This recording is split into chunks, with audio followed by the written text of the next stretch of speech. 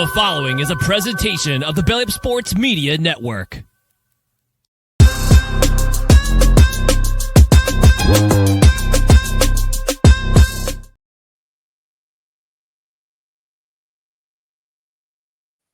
Welcome into a new edition of the Belly Up Fantasy Live Baseball Show.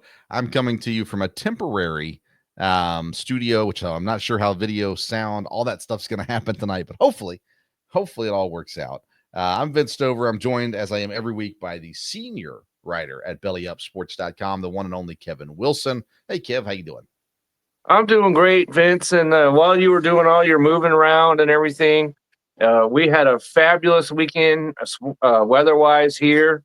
And but now the storms have moved in, but that's okay. Baseball is happening 2 weeks until the official games in Japan begin, so it is time to get excited. Yeah, we got fantasy drafts coming up. Just joined another league this week, a 12-team, another dynasty league, drafting our normal rosters plus 20 minor leaguers. It's going to be nuts. So it's going to be a wild time. I've already got this one problem person in a league that's on me about, making sure people got their keepers in. Are we going to do this? How are we going to do this? Same guy every time. But he's on me. So it's draft time. So let's get on it. So we're working towards all that, of course, as well. We've been talking since January about draft strategies, certain individuals that change teams, fantasy rankings, all these kinds of things. And we continue that tonight.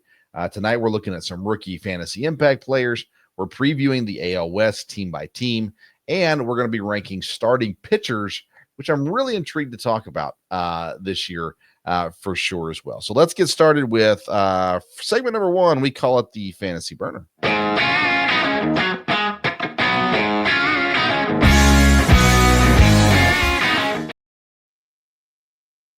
The Fantasy Burner segment is presented by BellyUpSports.com. And, of course, Belly Up Sports is the host of our show, I guess. We're on Belly Up Sports YouTube channel and Belly Up Fantasy Sports Twitter page and Facebook page and all that kind of stuff as well. All kinds of stuff going out right now on the website between baseball articles. Eric and Kevin are dropping those right now. Actually, we got a couple other people dropping those as well. There's NFL stuff with the draft coming up, NBA stuff, NHL stuff, all kinds of sports-related articles up on BellyUpSports.com. So make sure you go check them out. Today in our Fantasy Burner segment, we're talking about rookies that can have a fantasy impact. So guys that you can look at and say, okay, they're worth drafting, or at the very least worth keeping an eye on them for when they come up, whatever it may be. Kevin, we'll start with you. Who's a fantasy rookie player that you think is going to have an impact here in 2025? Well, I think that you pretty much nailed it. And the players I was looking at were the ones who I believe should be drafted into a redraft league. Otherwise, what would be the point?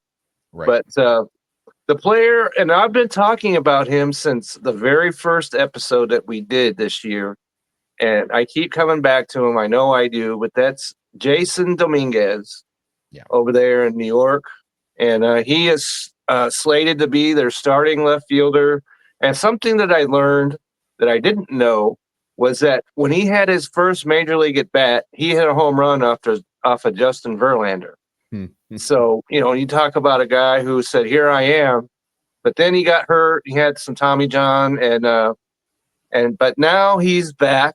And so when he has a top 50 outfield ranking as far as fantasy by WAR, and that's exactly the same as Toscar Hernandez of my Dodgers. Yeah. So anybody that's got the same ranking as a Dodger, you need to pay attention to him. He's going to be part of that New York offense. And anytime you can get some part of that offense this later in the draft, I think is a person to pay attention to. And so I really like what his potential is. And so keep an eye on him.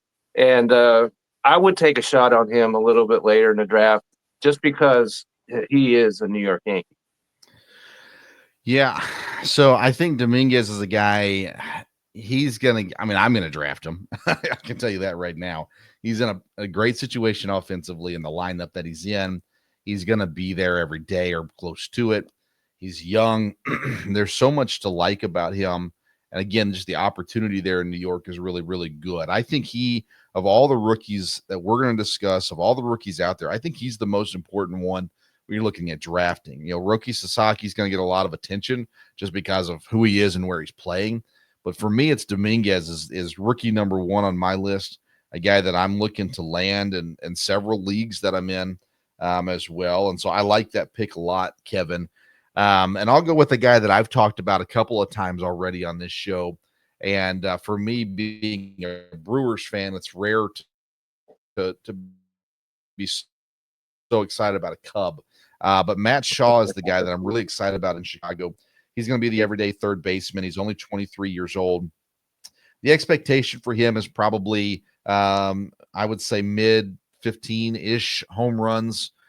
Could be a 20-25 stolen base guy as well. Should be decent average, decent on base percentage as well. I just think, again, the opportunity he's going to get to play often there in Chicago. It's not a great lineup like New York is, of course. But in that division, even though there are some really good pitchers in that division, you have also some nice hitting ballparks in that division. So I really like Matt Shaw. I'm excited about him. He is kind of again, like Dominguez, he's a guy I'm going for in drafts. And I think he's going to have a big year. So I like Matt Shaw in Chicago. Any thoughts on him? I do. And, I know that you'd pretty much rather probably swallow some rat poison than talk about a Cub.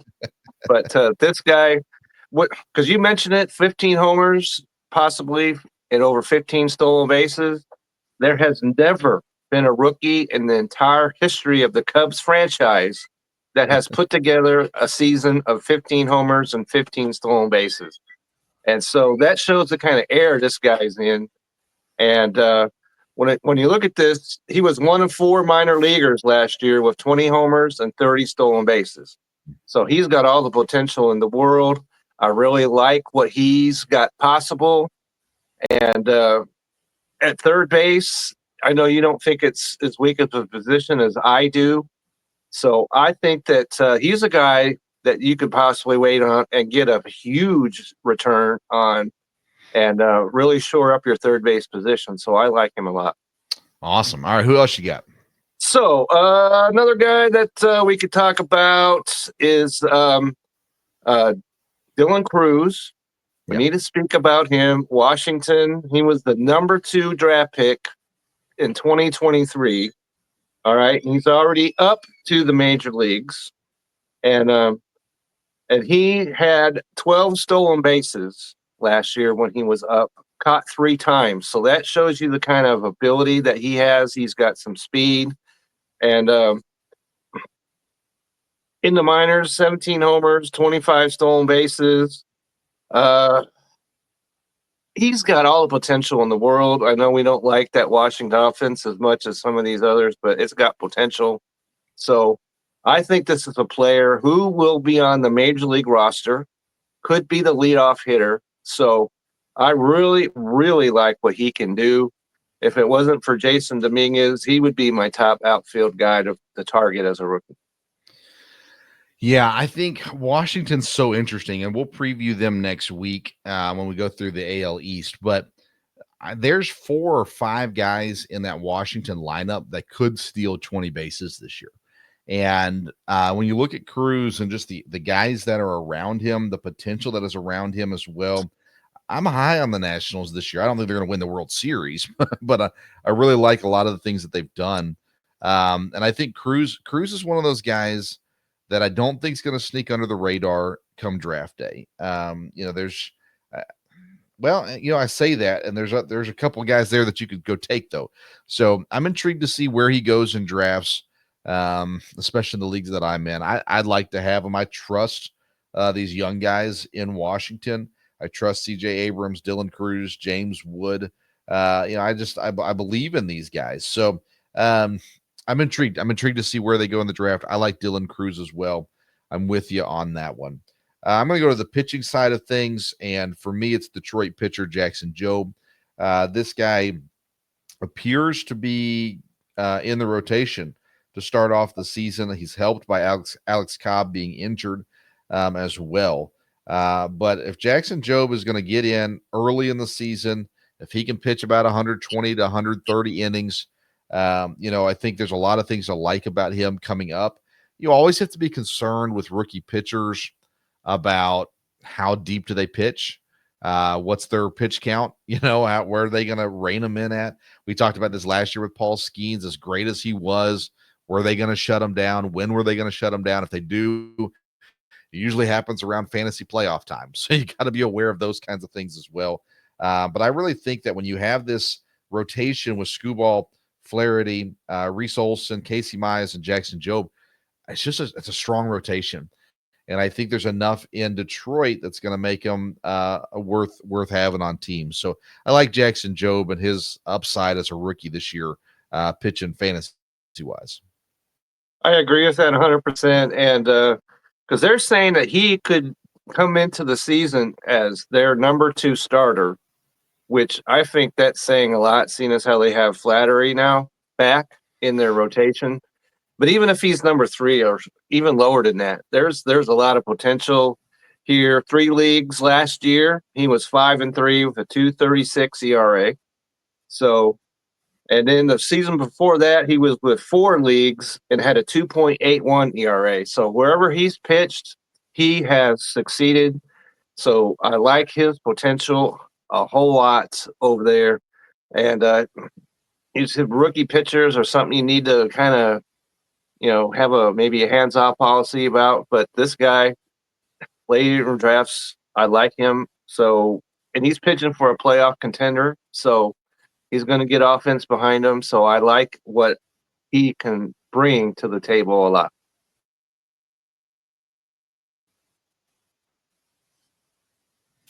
Awesome. So I don't know. I think my internet's starting to have some issues. So hopefully we can get through this. Okay. But We're gonna nonetheless, I don't have any other rookies to talk about right now. Kevin, do you have any other rookies you want to mention? I just want to mention about Dylan Cruz and the Washington Montreal history. They've never had a player have 20 homers and 20 steals the same season. He could be there first. Definitely. And they've got to have a lot of great players. He could be the first of those. And just one guy I want to mention because I've seen a lot of hype about him, and that is Kumar Rocker of the Texas Rangers. Okay, now be cautious here because I live in the Rangers area, and he got rocked. Okay, for lack of a better term, Rocker got rocked.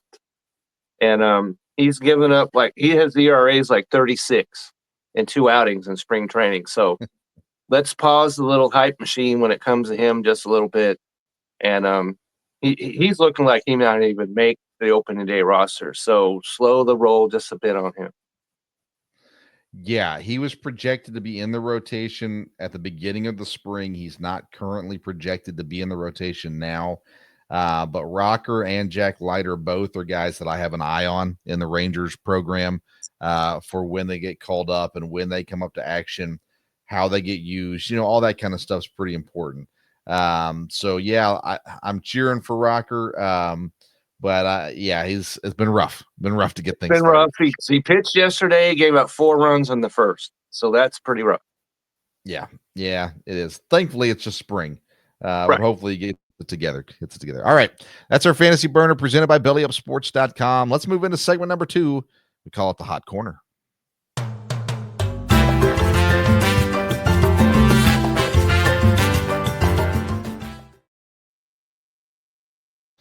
The Hot Corner is presented by Righteous Felon Jerky. Join the flavor revolution at righteousfelon.com. Use the code BellyUpSports. Use the code BellyUp to get 15% off your purchase. All right, before we get into our AL West review, Giancarlo Stanton will open the season on the injured list. Surprised? Well, no, I know we're not. Thoughts on Stanton's fantasy value coming into this year, Kevin? I wasn't. When he's healthy, he's one of the premier power hitters, but that's the thing. And he had to get injections in not 1, but 2 elbows. Okay. that's not a good sign. And all you need him to do is hit. You don't need him to throw. You don't need him to field. You don't need him to do any of that. If he just can't even hit, then I'm staying way clear of him to start the spring. You know, I'm not going to draft him and put him on my AL. He's off my list. Fair enough. Fair enough. Let's jump into the AL West, Kevin. I want to get into this one and figure out who we like and who we don't like. Last year, an underwhelming performance from this AL West. Houston ends up winning, but the Rangers 78 wins last year. Seattle, man, they were on the verge, right? 85 wins. The A's 69, the Angels 63. Houston 88 wins last season. So let's jump into Houston first. An interesting team here because they're always good. But last year's 88 wins, at the end, it looked good, but it didn't always look pretty getting to that 88 wins last year. Let's start off with the pitchers. Pretty much very familiar names by this point. Framber Valdez, Hunter Brown, Ronel Blanco, Spencer Arrighetti, and Hayden Wesneski, who is one of my favorite offseason moves. He came over in the Tucker trade from Chicago, and I've gotten to see Wesneski pitch against the Brewers. I really like this pickup for Houston. I think it just solidifies that group because we saw Blanco had moments last year that were really good. You see the potential in Arrighetti and in Hunter Brown, even though he had a rough start to last year as well.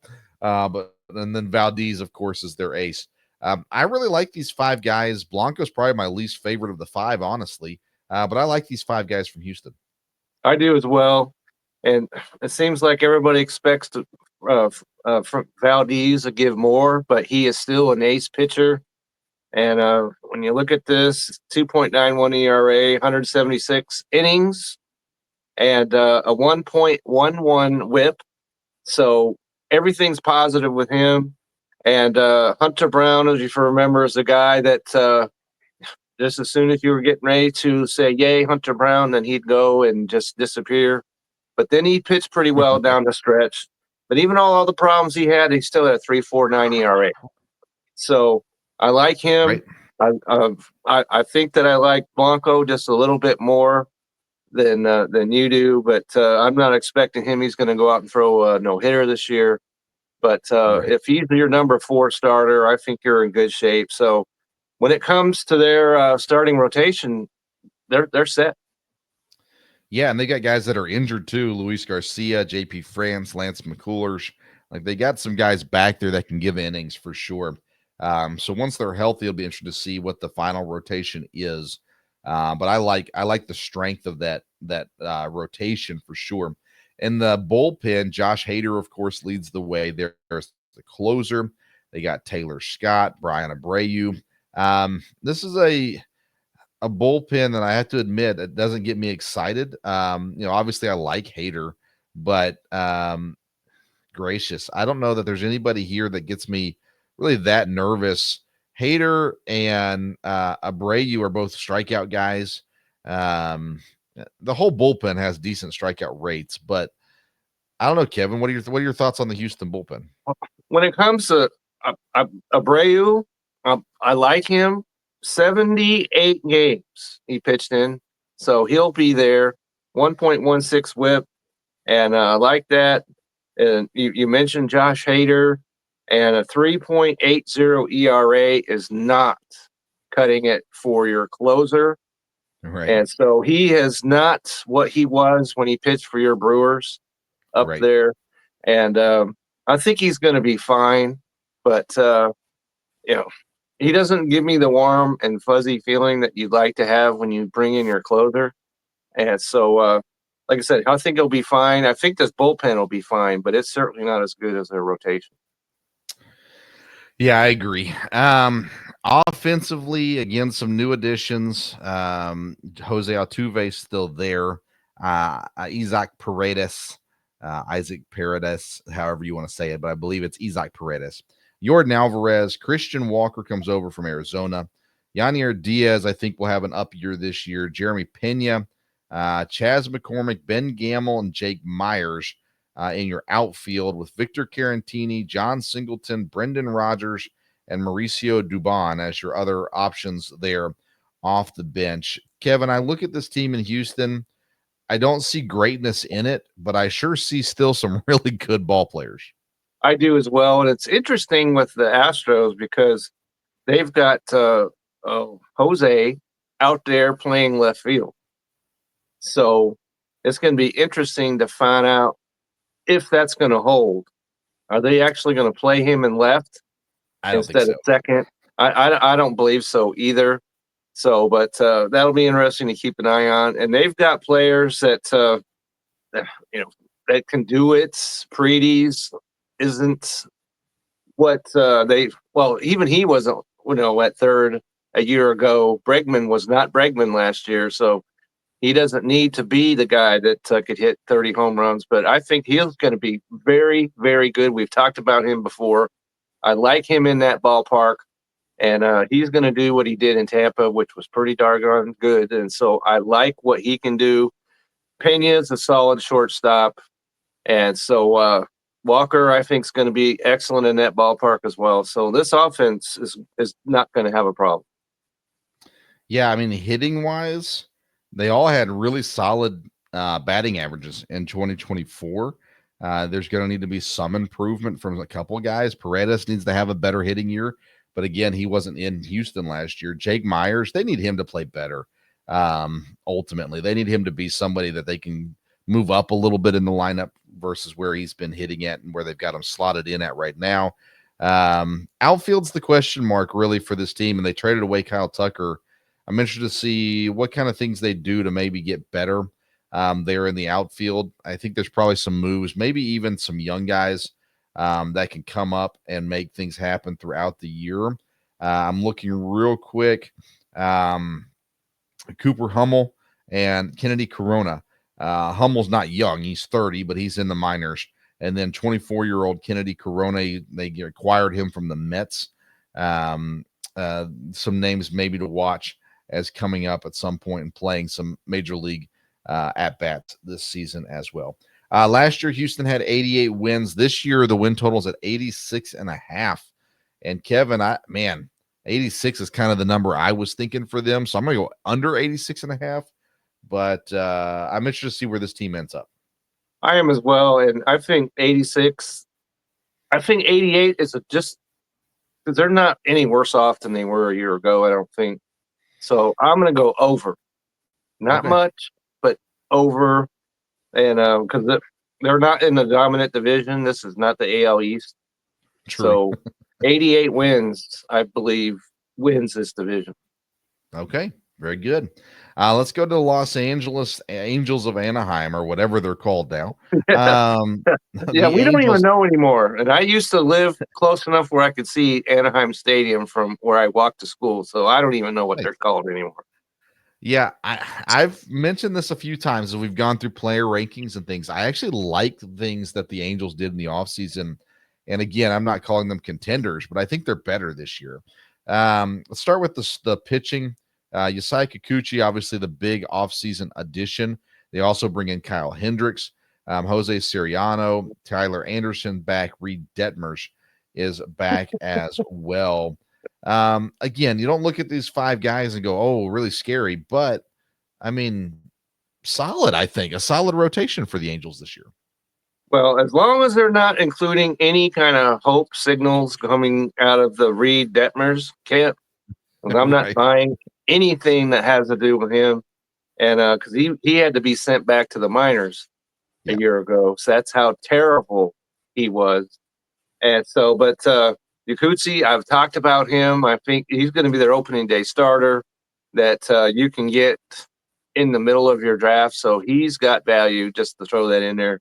So I like what he's bringing, especially because Houston got him straight last year. Toronto, I guess they didn't know what to do with him because he was awful in the first half, but they went to Houston, was pretty good. So I think he'll be much more like the second half than he was the first. So he's going to be fine as their opening day starter. So there's a lot of potential here. So the starting pitching, I don't think is going to be a worry for them. I agree. In the bullpen, they bring over Kenley Jansen, which is a solid pickup. They got Ben Joyce there, who I'm a big fan of Ben Joyce. Last year, I think he was a 2.08 ERA, 4 saves, and 34 innings pitched, 34.2 innings pitched. He struck out 33 in those 34.2 innings. I like him a lot as the setup guy and eventual closer in Los Angeles. And then keep this name handy. This is not a draft kind of guy, but keep this name handy for down the road a little bit. Ryan Zefferjan is a guy I want you to keep an eye on there in that bullpen as well. 2.12 ERA and 17 innings pitched last year. 18 strikeouts as well. I think he's going to move himself into a possible setup role for the Angels this year too. So if you have holds like we do, keep an eye out on that name. Also, this bullpen though is, not horrible, but not great either. No, and it was horrible. It was absolutely in the ditch. And they brought in Kenley Jansen, who better not hope that he's going to be pitching for the next 3 or 4 years, because it's been downhill for him since he left the Dodgers. But maybe that Southern California air will get him rejuvenated. So the bullpen does not make me jump up and down at all. But at least they're not getting ran over, in the back alley someplace like they were going to get before this offseason began.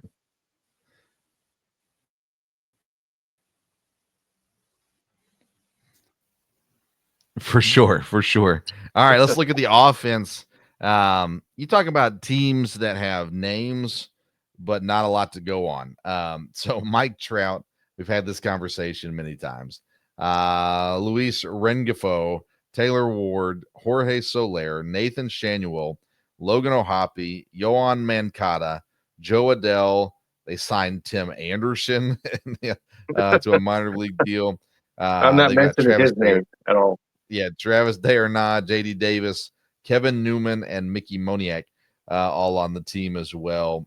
Again, if you're just looking at paper and you're talking to someone that was around watching baseball and let's call it 2021, you go, wow, this is a pretty decent little lineup here for the Angels. The problem is they haven't been decent. So What are your thoughts on this offense? Well, they're starting off it's already a negative because Zach Neto. Yep. Okay, he's may not be ready for when the season begins. Right. And he had a fine season. Mike Trout, you don't know what you're getting out of him anymore, and so there's not a lot to get excited about. Rengifo is a guy that does have fantasy value because he plays so many different places. But this is not a scary offense at all. And if you're over there, you got to have somebody maybe in the back room or maybe in a prayer closet saying, prayers for everybody to stay healthy. And if that happens, they'll be okay offensively. But what are the chances of that? Not good. Listen, they got 63 wins last year. Their win total is 71.5. So I'm not the only one that thinks they've gotten better this year. Again, I kind of just look around. I think Houston takes a small dip this year. I don't know. 70 wins, I think, would be an accomplishment for the Angels this season. I'll probably still go under 71.5, but I do think they're a better looking team this year. They are a better looking team, and I'm going to go, if 71.5, I'm going to go 72. So I'm going to go a little over on that. Okay. So I think they're better, and maybe, I have some, faith in their prayer warrior, whoever that might be. So I'm going to go over on the win total. Okay, I like it. Let's go to the Sacramento Athletics of Las Vegas and talk about the A's coming into this season. 69 wins last season. And let's start off with their pitching. Luis Severino comes over from the Mets. Jeffrey Springs comes over from the Rays. JP Sears, Osvaldo Bido, and Mitch Spence currently in line to get some starts. Luis Medina is injured. Ken Waldachuk injured as well. Man, Kevin, I want to like the A's. I want to see them have some success. I really do like Jeffrey Springs, but I look at this rotation. I don't like what I'm seeing. I like Osvaldo Bido. just Yeah. just a little bit. Because he had a 3.41 ERA in 16 games pitched, so there's some potential there.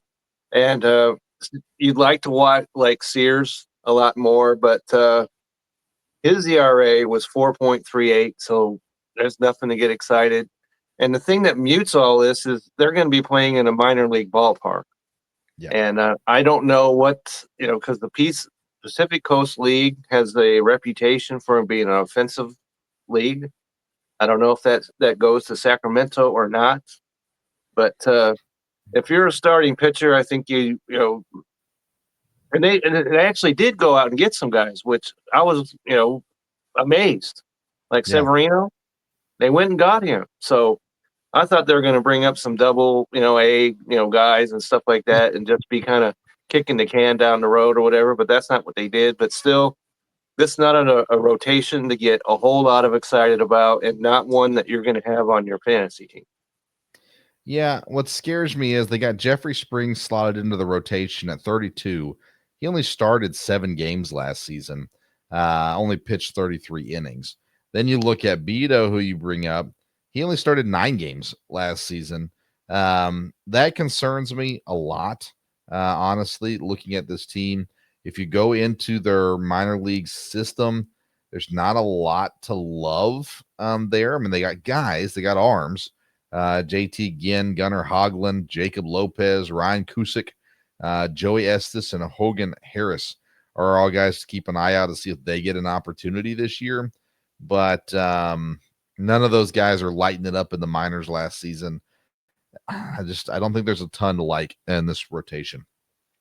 When you go to the bullpen, though, one of the hottest arms in Major League Baseball right now, Mason Miller, lined up to close. They got Jose Leclerc, who you've seen down there with the Rangers before, Tyler Ferguson as well. Again, though, I look at it, Mason Miller is really, really good, but there's just not enough around him, I don't think, to help him out a whole lot. 28 saves last year. He was a 2.49 ERA and a 14.40 Ks per 9, which, surprisingly enough, not the best of everybody on this team. Also in the bullpen, Michael Otanes came over from, I think he was the Mets maybe, or Arizona, one of the two. But he had a 14.56 Ks per 9 last year. So they got some strikeout guys there in the bullpen. I really fear for this A's team due to the pitching, though. I do as well. And their bullpen, I think, is going to be fine. But fine doesn't mean fine when you're talking about, you want lockdown guys and, some of those other, things that you could say. But I think can they get to Mason Miller? That's the question. And how many leads is he going to have to protect? And so Mason Miller should be on your fantasy team. I'm not going to sugarcoat that.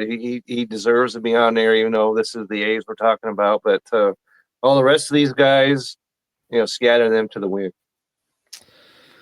Yeah, and offensively, it's kind of the same. Got a couple guys: Lawrence Butler, Brent Rooker, guys to consider. Shea Langeliers, the catcher.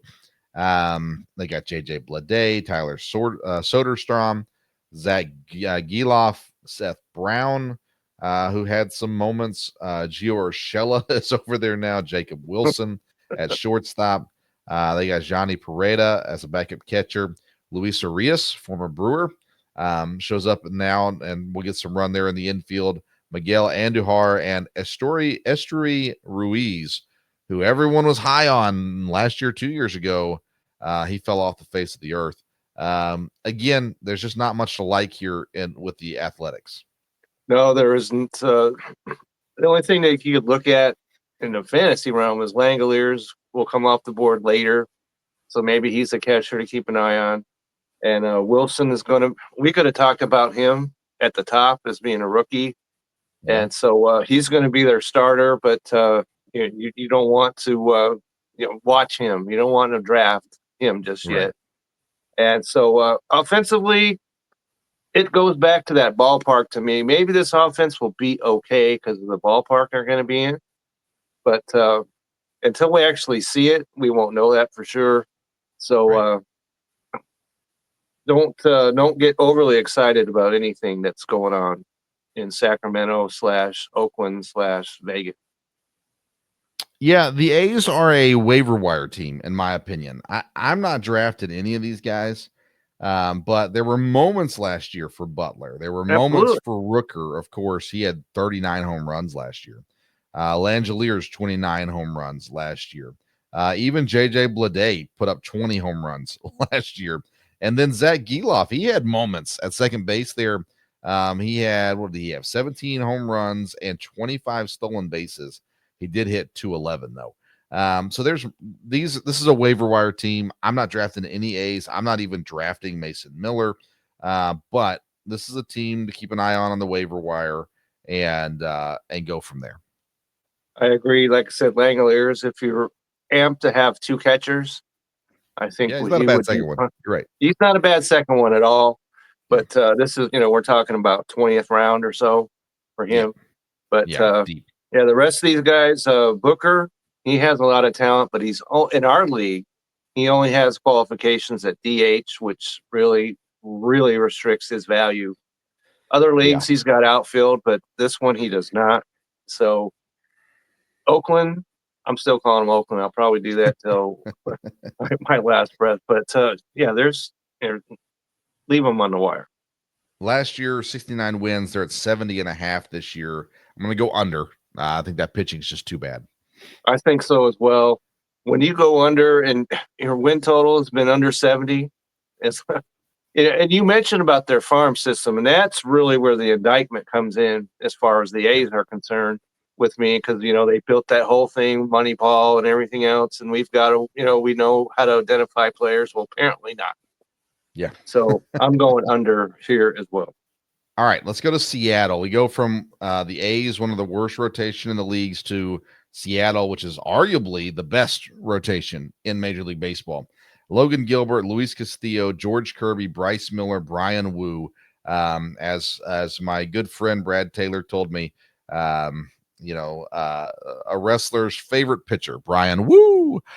So there you go. Listen, these five guys, all five of them are draftable in fantasy. All five of them have had some incredible moments, and I expect all five of them to be pretty solid again this year. They need offense to back them up, but which they did not get last year. But not getting it this year either. Just to put that in. These five guys, though, I really, really like this rotation. I like them as well, and all these guys, they all were injury free a year ago. And so the only concern that I have is Luis Castillo, because he's been getting drafted as an ace, which he is not that anymore. No. He's still a solid guy, but he's going way higher. And I drafted him last year, so I know what I speak. So I will not have Luis Castillo on my team. But the rest of these guys I could see jumping on with no problem whatsoever.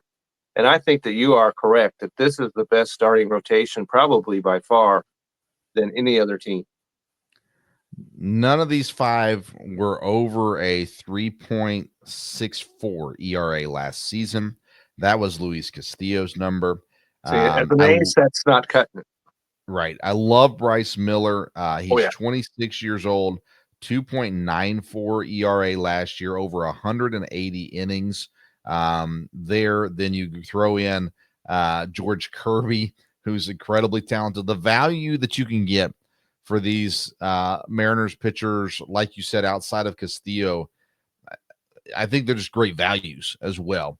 These guys are going to win a lot of games again this year, and large part because of this rotation is so solid. It is. It's awesome. So yeah. In the bullpen, you got Andres Munoz as your closer, Colin Snyder, Gregory Santos coming over as well. Some potential in this bullpen as well. It's not as strong as I'd like to see it, to be completely honest with you. But when you look at Munoz last year, he pitched a 2.12 ERA with 22 saves. And then the setup guy, Colin Snyder, last season, he had a 1.94 ERA over 41.2 innings pitched, 47 strikeouts as well. So There's some solid pieces here, guys. You're not going to know much about. Trent Thornton had a good season last year as well. This is a quietly good bullpen without superstars in it, but some really good baseball players. They are, and I don't think you mentioned the guy that has the best name out of all these, and that's Matt Brash. Yes. Yeah. What a great name that is, right? I'm Brash. And when you look at this, he was 9-4, 3.06 ERA in 78 games. Yeah. And so will be a big part of that bullpen. So pitching all the way around Seattle, they know what they're doing with their pitching, and they could probably put on some clinics when it comes to that. And only their issue is they don't know how to hit. Right. We'll get there. Matt Brash, by the way, coming off of Tommy John. And so we'll see when he returns. I'm not sure what his date back is. It should be fairly soon, but keep an eye out on that one. All right. Offensively, interesting team. Victor Robles, Julio Rodriguez, Cal Raleigh, Randy Arozarena, Luke Raley, Mitch Haniger, J.P. Crawford, Jorge Polanco, Dylan Moore, Mitch Garver in this mix as well. Kevin, last year they just couldn't score runs. They had some decent stat guys in some different areas, but at the end of the day, they couldn't put points on the board, and that truly hurt them. They've got to be better this year. You don't sound like you think they're going to be any better this year offensively. I do not, because Julio has to be the Julio of the year before maybe of September, because before that he was one of probably I would go out on a big limb and saying he was the most disappointing player in fantasy a year ago, maybe in real baseball all the way around.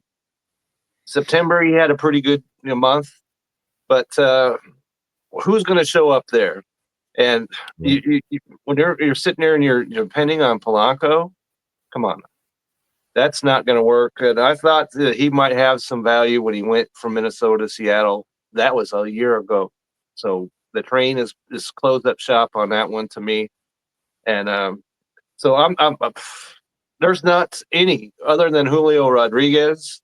And he stabbed me right in the heart, if you remember, because I was all yay for him, and it crashed down big. So it's safe to say I will have nothing to do with Julio Rodriguez and watch he goes out and hits 36 homers this year. But yeah.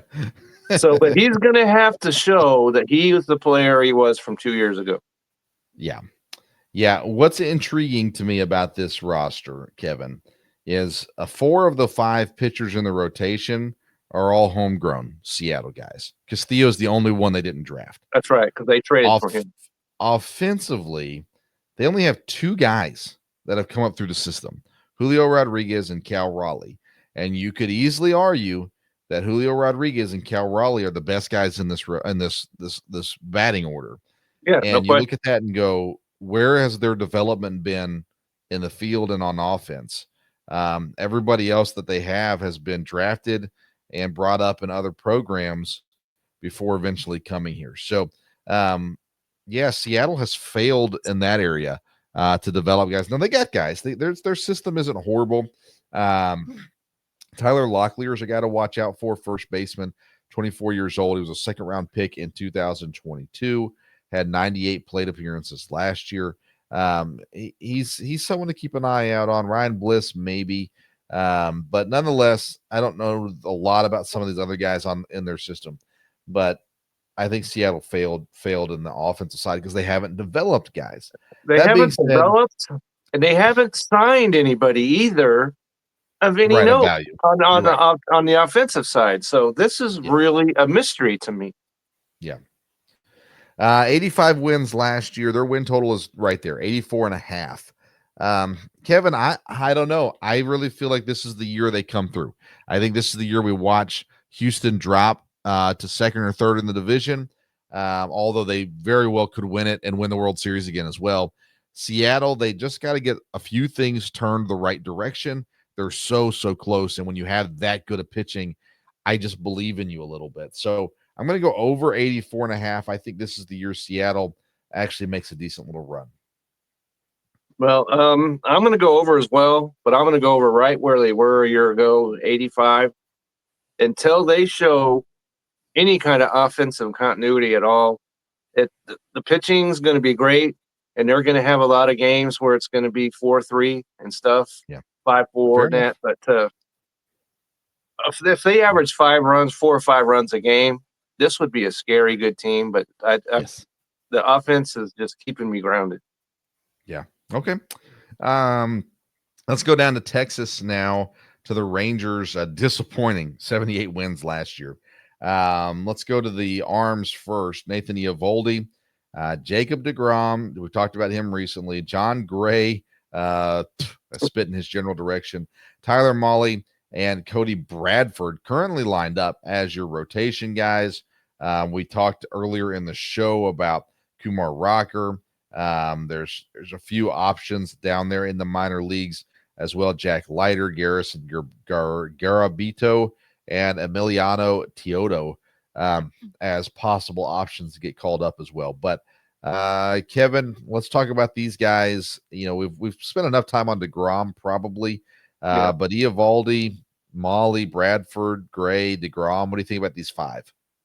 Well, Eovaldi needs to be the Eovaldi he was a year ago, and if the Rangers had to re-sign him, this was looking like a rotation that would be, you know, talk about back of the boat someplace. Yeah, but there's something about him that keeps me from going completely yay, because he could be their number 1 starter. I know everyone wants to be deGrom, but everybody wants him, but it could be Eovaldi, and I don't think that stands up as being a number 1 starter. There's just something about him that keeps me from being all in on him. In this rotation, they're hoping that deGrom is 100%. They're putting all their chips on these guys, and I'm just not sold. Well, and you have good reason to not be sold. Nobody outside of Eovaldi pitched more than 20 games last year. Gray had 19 starts and Bradford 13 starts. deGrom, in his 3 starts, he went 10.2 innings, 1.69 ERA. It sounds great, but you know, you gotta get 25 games out of him for it to matter. Okay. Eovaldi 35, deGrom 36, almost 37, Gray 33, Tyler Mahle 30, Cody Bradford 27. So these are not young chickens overall in this rotation. And the young chickens have not been anything to crow home about either. Right. Yes, exactly. So I'm really concerned about this rotation. When it comes to the bullpen, there's not a lot of great experience, at least in the save categories. Chris Martin there, Robert Garcia, Jacob Webb, Hobie Milner comes over. You'll like him a lot. He's a Brewer guy. Dane Dooning is a guy that got some starts last year as well. Currently in the bullpen, I guess he could possibly start. Also, Jacob Latz down there too. I mean, these are just not guys you know about, and that's the scary part about this bullpen. They are, and you know, if it wasn't for Bruce Bochy, because Bruce Bochy can put together some pieces, he knows what he's doing over there, and I'll give him a little bit of credit. But as far as who do you put in what position, we don't know that, and probably won't know that, and still when the season begins, because that could be a rotating kind of thing. So you don't know who's the closer, you don't know who's the setup guy. Dunning, as you mentioned, is the long guy, and he could be a starter, occasionally, but he's not going to be a guy that's going to come in the 8th inning when it's 3-2 or 8-7, whichever it might be. So the pitching, that's where this whole thing rests upon how far Texas can go. All right, let's transition over to the offense. It's a little bit more positive than the pitching. Marcus Semien, Corey Seager are back. Semien now 34. Wyatt Langford, the young gun out in left field. Jock Peterson comes over. Probably see some DH time. Adolis Garcia, Josh Jung, the third baseman, promising young. It's 27. Evan Carter. There's some excitement out there in the outfield, Kev. Jake Berger, who we've talked about a lot already throughout this fantasy season. Jonah Heim at catcher. They also signed Kyle Higashioka from San Diego, but he's 35 or almost 35.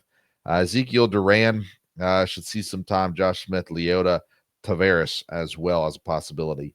You look at the pitching and have a lot of question marks. You look at the offense and you go, actually, pretty solid lineup for Texas. It is, and I think they have massively upgraded at first. I know that Nathaniel Lowe was doing some things, but I like what Jake Berger can do over there. Yep. Peterson, as you mentioned, he's a guy that just absolutely punishes right-handed pitching and fastballs, which are both problems that the Rangers had a year ago.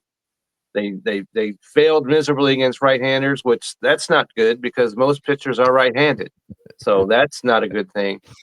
And so if he can do what he's done in the past, that gives him a step in the right direction. Of course, Adolis Garcia, he's the guy that has faded right before our eyes, and a guy that strikes out way too much and doesn't give you the offense that he did when they won the World Series. So there's some serious concern there. But these other young guys like White Langford and Carter and Jung, they're all got young on their side, but they're all got some injury histories.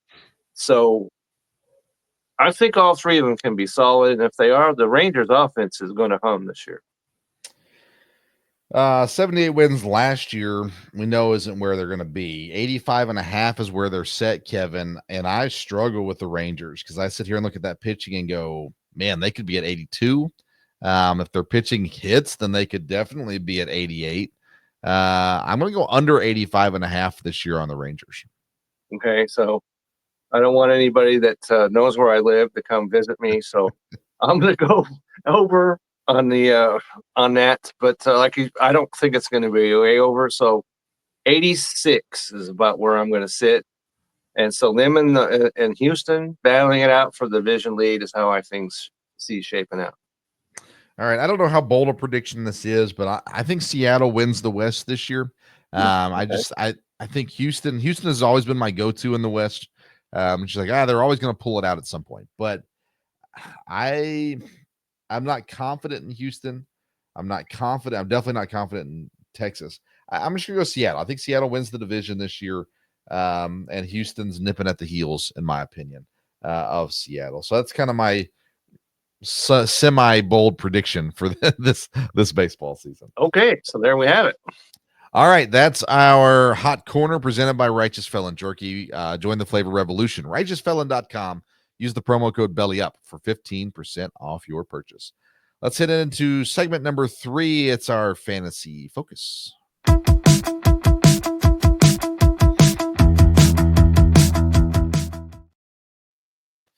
All right, our fantasy focus is presented by SeatGeek. You got to get your tickets to go to the ball games this baseball season.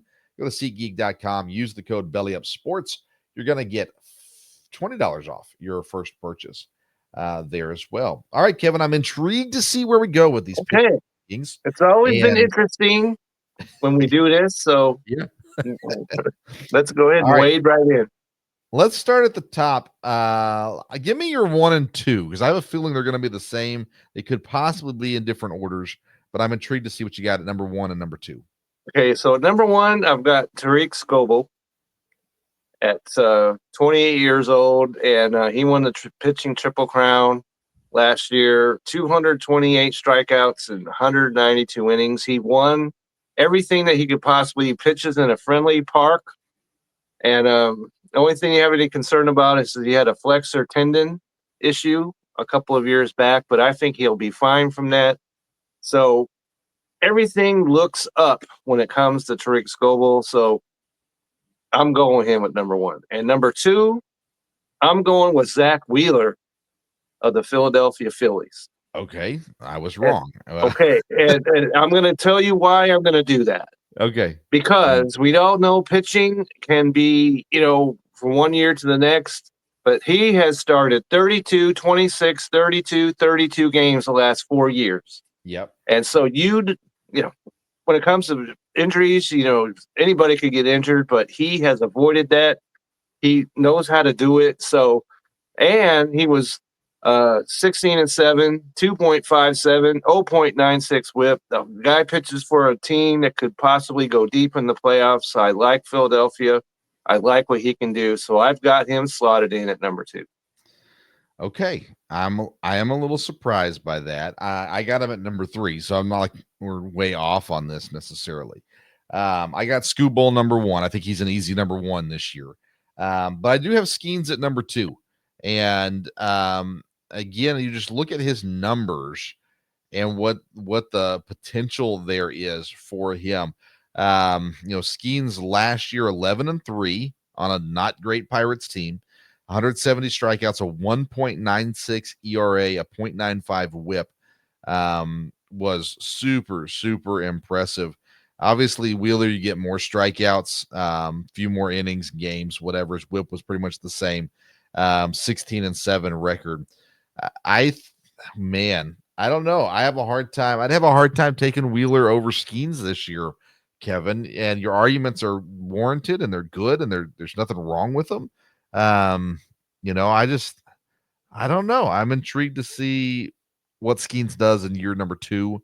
And do you have Skenes number 3? I do. Okay. He's number 3. And then, I sat there and he had, talk about sleepless nights and all that. Yeah. But just because of what you can get out of Wheeler versus Skenes needs to show me it one more time.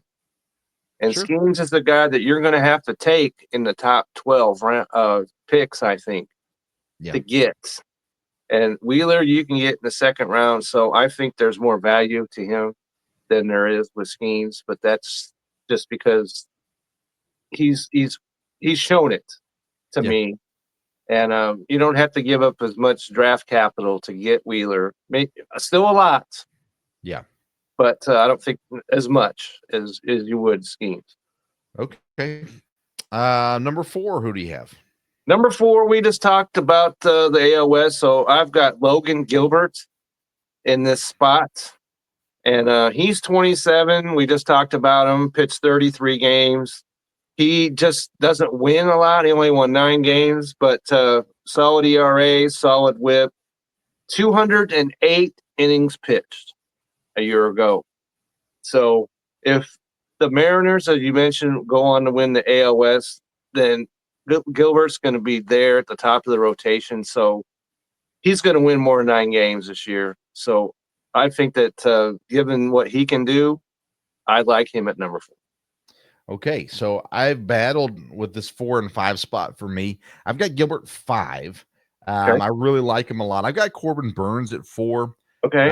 The one reason I was really trying to figure out between him and Gilbert is Burnes's strikeout rate is lower.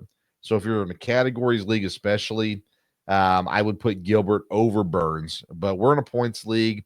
I think the addition of going to Arizona for Corbin Burnes, strong rotation along with him, good offense around him. I got Burnes at 4, Gilbert at 5. Okay, so I've got those exactly switched to what you have. I've got Burnes at 5, and he's a guy that you could possibly get at the end of this or close to the end of the second round. So I think there's value to be had here. But that following strikeout rate is a bit concerning. So because of that, I put Logan Gilbert in front of him. Okay. So same 5 players in our top 5, slightly different numbers on them.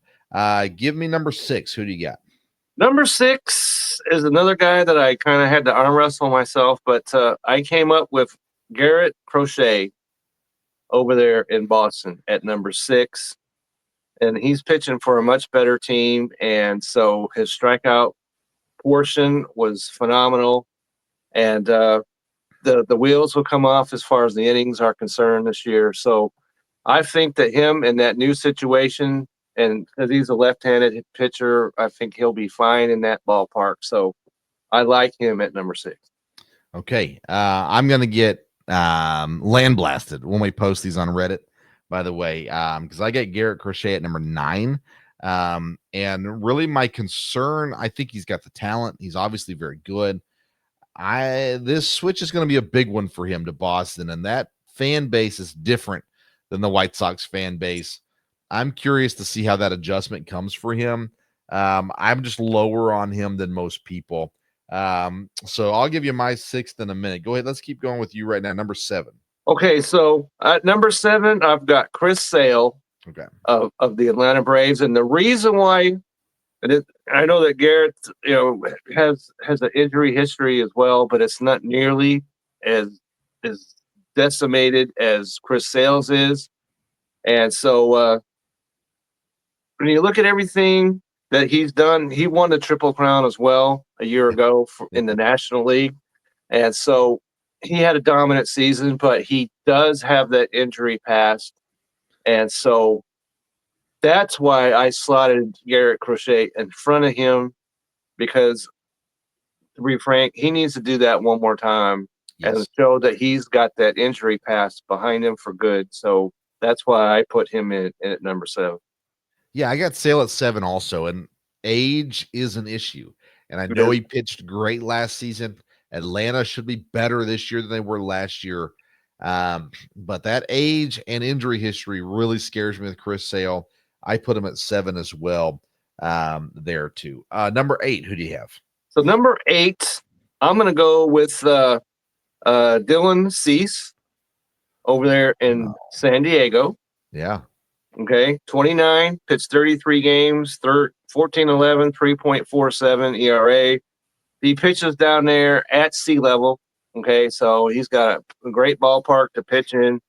And so I battled between him and another guy, which I'm sure we'll talk about in a minute. But Dylan Cease, he's pitched 32, 32, 33, 33 games the last 4 years. So he's got the history as well, but it's a solid history, unlike some of these other guys. So I think that San Diego might be not as good as we thought maybe they were in years past, but they'll be still pretty good. So I like Dylan Cease in this spot here. So that's another area I'm going to hear about on Reddit. I left Cease off my top 10. If he gets traded, I might change my mind. I'm a little worried about Cease this year if he stays in San Diego. Mentally speaking, I'm not sure it's a good situation for him coming into this season. All the talk about the trades and all this kind of stuff. If he gets moved, I'll like him a lot more. He's going to have numbers. He's safe to draft, all that kind of stuff. I'm kind of staying away from Cease this year. And I've been a fan of Cease in the years past. So I will hear about that one come Reddit posting for sure. Number 9, who do you have? Number 9, I'm going to go with Garrett Cole. Okay, of the New York Yankees. And he's a guy who, he's 34, only pitched 17 games, missed out on a lot of the first half, and 8-5, 3.41, only pitched 95 innings. And so he's another guy who's going to have to show that he's 100%, got the injury woes behind him. And pitching for the Yankees, there's offense behind him and everything else. But that injury history has really, I've struggled between him and Cease who to slot in right here, even as we were discussing this. Yeah. But so I've got him in this slot. Yeah, I've got Garrett Cole at 8. So in that same area, the guy that used to be the number 1 overall pitcher in fantasy baseball. Again, amazing offensive lineup, great opportunity there. Their rotation got better this year too. I think he still warrants top 10 for sure. Health is definitely an issue. Age is an issue as well. But like Chris Sale, I had them right there together. I had Sale 7, Garrett Cole 8. Same category of pitchers, in my opinion. Good. And actually, your value gets better this year with Garrett Cole than it's been in a really long time as well. All right, number 10. Who do you put there? Number 10, I put Cole Reagans of the Kansas City Royals in this spot, who's 27. Pitched 32 games, 11-9, 3.14 ERA, 1.14 WHIP. Struck out 223 guys in 186 innings. So he can crank it up. He can get the strikeouts. And he had 29 starts the year before that.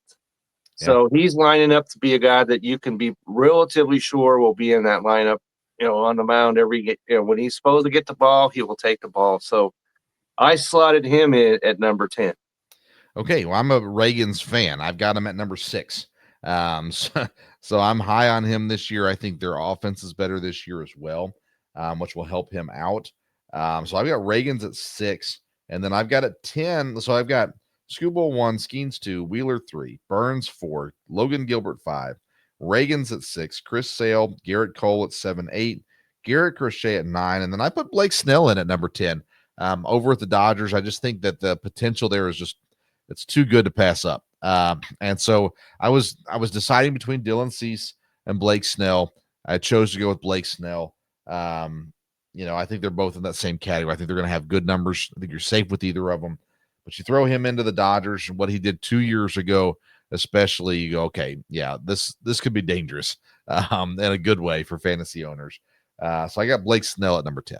I'm sure that when these get revealed, I will be taken back behind and beaten senselessly because I left Snell off my top 10 list. But the reason why I did that is because the Dodgers and their plans to use probably 6-man rotation. Sure. So he will not get the kind of innings that these other guys will, just because he's not going to be out there as long. So that's the reason why I did not slot him in my top 10. I'd put him at 11, and I would draft him without a single second thought if the opportunity came around. Okay. All right, let's go to best value, worst value. Let's start with best value pitchers. Who do you like their value fantasy-wise going into this draft season? Well, we just talked about him as well, and I've been talking about him this whole year, and that's UC Kikuchi of the Angels. And that he's got he's slotted in, let's see, at number 33 overall. Number 33 is the starting pitcher, number 33. So I think that is really good. And so there's some value to be found here. And an opening day starter that you can get maybe in the 12th round or so is something that you need to pay attention to. All right. I got 3 guys. Luis Castillo, we talked about earlier. I mentioned this when we were talking about this. He's kind of like Garrett Cole. This is the best value you can find him at in recent years. He's, according to Fantrax, about 81.8 ADP right now. Grayson Rodriguez from Baltimore is at 104, which is great value for him. And then how about this one? I think if I remember right, you land-blasted this guy last week, but I don't remember. Mitch Keller for Pittsburgh. No. I'm all in. Oh, you like all him. In. Okay. I land-blasted their relief pitcher. That's right. Okay. Mitch Keller, his ADP on Fantrax right now is 206.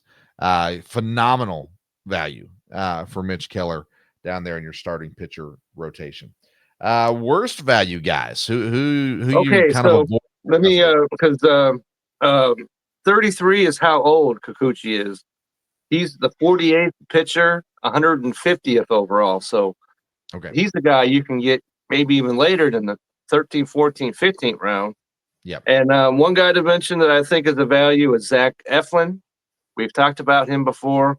For Baltimore, he has the potential to be their number 1 starter, and he's ranked 57th pitcher, 191 overall. So there's some value to be found there. And not value, we just talked about him as well, and I've been sounding the alarm on him. That's Jacob deGrom.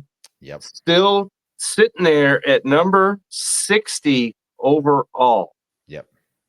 There's just he's got to hit every bell and whistle there is to justify taking him in the top 5 rounds. Yeah. And that's been the way it's been since January. And everybody's all in on him. There's all kinds of love fests going on here. And I'll be more than happy seeing it. I could watch him on TV right from my couch. But 60 overall, that's way too rich for me. I'm not going to. There's all kinds of pitchers. Some of these other guys that we just talked about could be taken in the same area as Jacob deGrom, who I'm much more comfortable with. So there's zero chance if I'm in another league then I'm going to spend any kind of draft capital on Jacob deGrom. Yeah, and it's like we talked about with Chris Sale last year. We avoided Chris Sale because of his injury issues. He had a phenomenal year, and we say, listen, I was wrong, but Hey. I don't regret it. No. And Jacob deGrom, neither me nor Kevin is going to be drafting Jacob deGrom in the 5th or 6th round. It's just not going to happen. Not going And to happen. if he comes out and has an amazing year, then we'll come on the show and we'll say, wow, he did it. Good job for him. Congratulations. That's right. I got him on my worst value, as well as George Kirby. We talked about these Seattle guys, and I like these Seattle guys. I'd be happy to have George Kirby on my fantasy team, but at 48.8, I can't do it. He does not have the strikeout rates of some of these other guys. He's good, he's steady, he's solid, but you're talking about a 4th, 5th round pick on George Kirby. It's just not going to happen for me. I don't like the value at that point. I'd rather wait and get some of these other guys later on. Okay, fair enough. And you just mentioned Luis Castillo as a value. I'm going the other way on him. And because at 79th overall, in the 7th, 8th round, I still believe there are pitchers that you can take that's got a much higher floor and a ceiling than he does. So I will be looking to draft someone else other than Castillo. Okay. Yeah, the starting pitchers, there's a lot of them. There's a lot of really good pitchers this year, Kevin. There are. I think there's value to be had for sure. All right. Kev, tell everybody about what you got coming out article-wise this week on bellyupsports.com. All right. So I just wrote some articles. Get over there and check those out on the Belly Up Sports website. And you can always find me a lot of the times on Reddit. Both of us are on Reddit. Yep. And so get taken back to the woodshed over there. But that's always interesting. And you can always find me at X at Kevin62 WILSEA. And I'm sure that because we're talking about pitching, I'm sure that will be an article that will be coming out about pitching this week. And you could be real sure that these top 10 lists that we talked about will show up on Reddit as well. So there's a lot to look forward to. All right. I have moved this week, and so I'm just hoping to get this episode up on YouTube and podcast here in the next hour. So we'll see how that works. But the Sports Stove this week, we've got Sports Stove football show will happen at some point middle of the week this week, talking football with my dad. And I'm not sure which day we're doing this on just yet. We're still getting adjusted to the new schedule and what all's going on there. Me and Kevin will be back next week. I forgot to look and see what we're talking about next week, Kevin. I think we're going to have to establish the draft order, if nothing else. Yep. Yeah, we got a draft order for our league. We're also talking, let me see. NL East. We're previewing the NL East. We'll probably talk some relievers as well. May not do a top 10 list, but we'll talk about some relievers also next week. But you can follow me on social media at Sports Stove on Twitter, X, and Instagram as well. And then if you missed any part of this program, we will have the full episode up on the Belly Up Sports YouTube channel as well from there. All right, Kevin. Man, we're right there now. We are within spitting distance of the draft. We are. And so a lot of fun things coming up. Yeah, don't forget to do the mock drafts as we talked about last week. And I've been doing those and it's fun. It is fun indeed. All right, friends, that's it for this edition of the Belly Up Fantasy Live Baseball Show. We'll be back next week, 1 week closer to our draft. 2 weeks from today is our Belly Up Sports Fantasy Baseball Draft, which we will do live on Belly Up. Actually, we're going to do that on Belly Up YouTube. Usually we go live on Belly Up Facebook, Belly Up Fantasy Facebook. We're going to stream that one live on YouTube as well. So that's coming up in 2 weeks. We'll get you all ready for it, though, next week as well. Thanks for tuning into this edition of the Belly Up Fantasy Live Baseball Show. Keep swinging. We'll see you. We'll see you next week. Have a great week.